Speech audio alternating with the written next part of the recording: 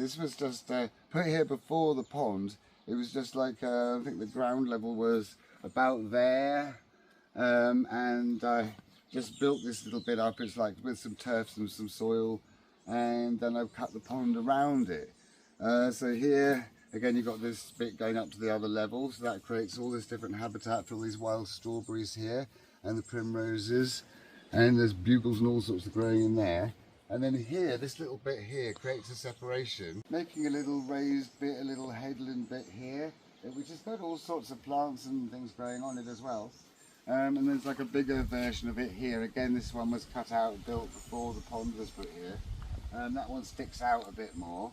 And there's a little bank there, just a little bank, so that when this path here goes around here, then there's a bank there, so you kind of you feel just for a section there, you're sort of a bit separated from the pond, and it means when you're in this bit, you're like in your own little micro valley here. When the pond is full, this bit is like shallow water here, which goes right up to here. You can see all the bit that's all leaves, there isn't anything really growing, that's all the bit that's covered in water normally.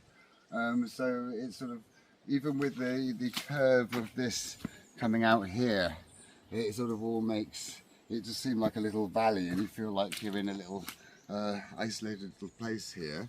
But this is the narrowest bit of the woods totally. This bit is only like 8 feet wide, and here you've got the higher path up there and the lower path up there. But then this path then branches off and goes off into the corner there and appears to go much further away, but it doesn't go that much further away. And then this bit sort of snakes around the edge of the pond. And this like big narrow headland sticking out into the pond there's no way you can kind of get in there really. It's very narrow, very steep. So it's like a good refuge for loads of plants and wildlife there. And then I've got a little gap where you can get to the pond, and then another little bank here. And then up here you can see the other path sort of going around, lots of little bends and things.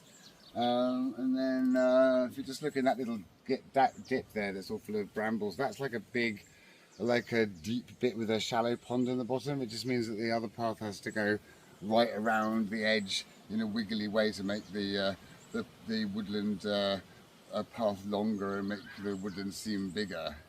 So you have a nice little section going along the pond edge there before another bank just blocks off the path from the edge of the pond. And that means you've got another bit of pond edge where you can't get to, where wildlife will be undisturbed. And then up there, on all this bit which we put here,